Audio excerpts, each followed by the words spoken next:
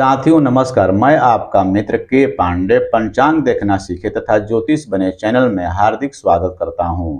आप प्रतिदिन के तिथि नक्षत्र योग का मान द्वादश लग्न घंटा मिनट में विवाह मुहूर्त, उपनयन मुहूर्त, वधु प्रवेश मुहूर्त या अन्य किसी प्रकार के मुहूर्त की विशेष जानकारी के लिए तथा कुंडली का अध्ययन करने के लिए पंचांग देखना कैसे सीखे तथा अन्य समस्याओं के लिए दिए गए नंबर पर व्हाट्सएप मैसेज कर सकते हैं। आज का विषय है आपके घर का विकास कैसे हो।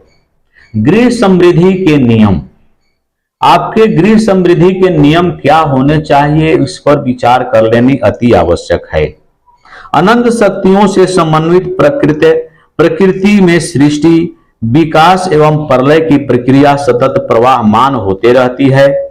वास्तु शास्त्र में पंच महाभूतों के साथ साथ प्रकृति के नियम कुछ बताए गए हैं। इनके 3 शक्तियों पर भी विचार किया जाता है।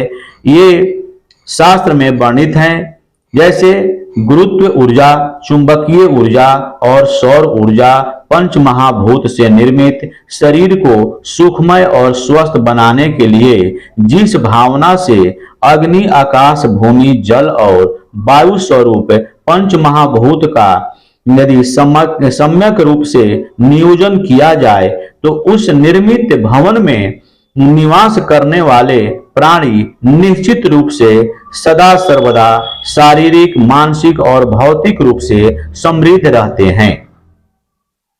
अतः भवन निर्माण के क्रम में सर्वसाधारण के लिए कतिपय यहाँ नियमों के उल्लेख किए जा रहे हैं, जिनका पालन करने से निर्मित भवन एवं उसके अपना आश्रय बनाने वाले प्राणी सदैव उपार्जन और ऊर्जावान बने रहते हैं। जो निम्न प्रकार से हैं उसे ध्यान से देखें और समझें। सफेद रंग से सुगंधित मिट्टी वाली भूमि ब्राह्मणों के लिए श्रेष्ठ बताया गया है। लाल रंग की भूमि कसैले स्वाद वाली भूमि क्षत्रियों, राजनेता, सेना, पुलिस के अधिकारियों के लिए शुभ बताया गया है। हरे या पीले रंग की खट्टे स्वाद वाली भूमि व्यापारिक स्थलों एवं वित्तीय संस्थानों के लिए शुभ बताया गया है। काले रंग के कड़वे स्वाद वाली भूमि अशुभ होती है, इसे शूद्र वर्ण के लिए शुभ बताया गया है। मधुर, समतल, सुगंधित एवं ठोस भूमि भवन हेतु शुभ बताई गई है। खुदाई में चींटी, दीमक, अजगर, सांप, कपड़े, राख, कौड़ी, जली हुई लकड़ी, लोहा इत्यादि का मिलना अशुभ बताया गया है। यानी मकान निर्माण करने से पहले इन सभी बातों की जानकारी हमें कर लेनी अति आवश्यक है। भूमि का ढलान उत्तर एवं पूर्व में, छत की ढलान ईशान में शुभ होता है। भूखंड के दक्षिण एवं पश्चिम में ऊंचे मकान का ढलान होना चाहिए, जिसे अति शुभ बताया गया है। पहाड़ और टीलों जैसा पेड़ अशुभ बताए गए हैं, इस पर ध्यान देनी चाहिए। भूखंड के पूर्व या उत्तर की ओर यदि नदी या नहर हो तो उसका प्रवाह यदि उत्तर पूर्व की ओर होता हो तो शुभ बताया गया है। भूखंड के उत्तर पूर्व या ईशान में भूमिगत जल स्रोत हो, कुआं, तालाब, बावड़ी आदि हो तो शुभ बताया जाता है। सी भूमि भूखंड व्यवसायिक भूमि हेतु शुभ बताया जाता है। व्यवसायिक भूमि हेतु उसे शुभ बताया गया है। भूखंड के उत्तर या पूर्व या ईशान कोण में विस्तार हुए भूमि का शुभ लक्षण प्रतीत होता है, शुभ बताए गए हैं। भूखंड के उत्तर एवं पूर्व भाग को शुभ कहा गया है। दक्षिण और पश्चिम व्यापार के लिए शुभ बताया गया है।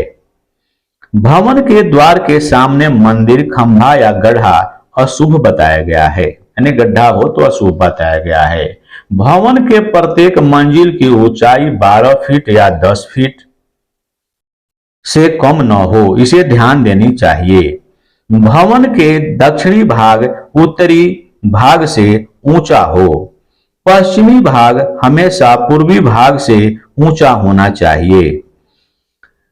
इस प्रकार भवन में नैऋत्य सबसे ऊंचा तथा ईशान सबसे नीचा होना चाहिए। मुख्य द्वार ब्राह्मणों को पूर्व दिशा में, क्षत्रियों को उत्तर दिशा में, वैश्य को दक्षिण दिशा में, शूद्र को पश्चिम दिशा में बनानी चाहिए। मुख्य द्वार की चौड़ाई और ऊंचाई का आधा हो, मैंने मुख्य द्वार की चौड़ाई जो है उस मकान की ऊंचाई का आधा भाग होना चाहिए। बरामदा जो होता है, बरामदा, वो हमेशा घर के उत्तर या पूर्व में होना शुभ बताया गया है। खिड़कियां घर के उत्तर या पूर्व में अधिक से अधिक दिशा में बनाने चाहिए।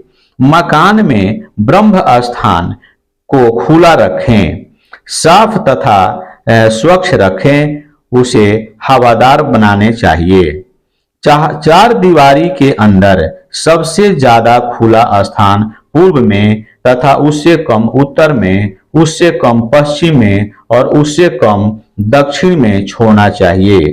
दीवार की मोटाई सबसे ज्यादा दक्षिण में, उससे कम पश्चिम में, उससे कम उत्तर में तथा सबसे कम पूर्व में हो। घर के ईशान कोण में पूजा घर हो, कुआं हो, बोरिंग हो। ये सब बातें जो है घर के लिए बहुत ही अच्छे होते हैं। जल स्रोत भी, भूमिगत जल स्रोत भी वहां पर यानी ईशान कोण में शुभ होता है। इस प्रकार हम लोग आज देखें कि मकान की समृद्धि, आपके घर की समृद्धि, आपके गृह की समृद्धि किस प्रकार कार्य करने से आपको वास्तु से निवृत्ति मिलती है और उस घर का, उस मकान का विकास होता है। यदि वीडियो आपको अच्छा लगे तो लाइक, शेयर तथा सब्सक्राइब करना नहीं भूलेंगे। सब्सक्राइब करके ही आप हमारे मन को संतुष्टि देते हैं। जब अगले वीडियो के लिए हम लोग नई विषय लेकर उपस्थित होंगे, तब तक के लिए धन्यवाद। इसी प्रकार की धार्मिक जानकारी, मुहूर्त निकालने के तरीके एवं अन्य किसी प्रकार की जानकारी सीखना एवं जानना चाहते हैं तो हमारे चैनल को सब्सक्राइब करें। फिर अगले वीडियो में मिलते हैं। धन्यवाद।